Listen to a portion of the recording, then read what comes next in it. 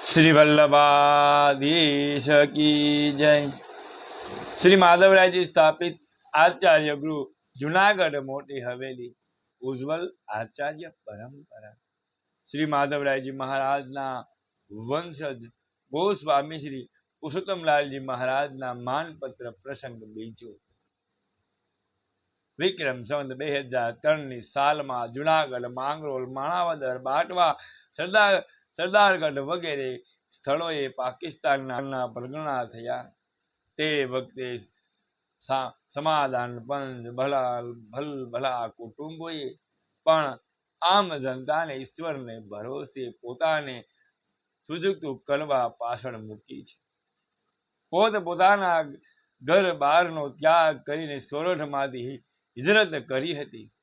आवा कटोकटीना समये आपश्रीए अपार धैर्य राखी स्वकीय स्वरूपो श्री दामोदरलाल श्री मदन मोहनलाल नी सेवा में जरा पण त्रुटि न आववा दई साहस ने अवलंबन दृढ़ विश्वास ने अपनावी मुंबई धोराजी पोरबंदर वगैरह स्थलोए आपश्रीए उपर सुदृढ़ रही आपे कदी पण अदा न थई सके तेवा अपार ऋणनी नीचे सोरठनी जनता ने मूकी छे। हिंदी संधनी हिंद भूमि ऊपर पाकिस्तान नी संत रंज कदी पण न रमाय ते नीति ने कोई नानो सूनो टेको आप्यो नथी। खरेखर आवा जीवन मरणना अने सर्व नाशना समय में भावी ने उज्ज्वल निहाળી समस्त हिंदू जनता ने પોતાનું ઘર ન છોડવાની આજ્ઞા આપશ્રીનું ભાવિનું જ્ઞાન અમારા હૃદયમાં એક સંસ્કારને પ્રગટ કરે છે। જૂનાગઢનો કબજો લેનાર આરજી હુકુમત આપના અપાર સાહસ કાર્ય દ્રષ્ટા અને કર્તવ્ય નિષ્ઠાને કેટલી બધી આભારી છે। તે સર્વ કોઈને સુવિધ જ તેમને સંપૂર્ણ સહાય મેળવ્યું હતું। એટલું જ નહીં તેનું સંપૂર્ણપણે પાલન કરવા છતાં રાજકોટ સુધી વારંવાર મુસાફરી કરી છે।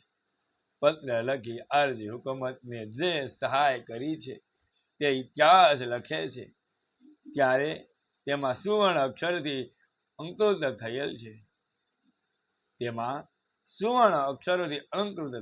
છે।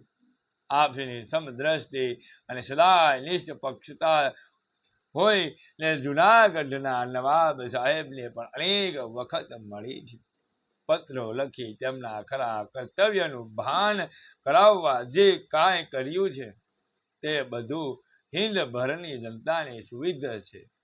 એટલું જ નહીં પરંતુ હુકુમતના શરણસિંહ અને જૂનાગઢના માનનીય ગૃહપ્રધાન શામળદાસ ગાંધીએ આ બાબત સન્માન પત્ર આપવાની સભામાં પોતાના હાર્દિક ઉદ્ગારો પ્રગટ કર્યા।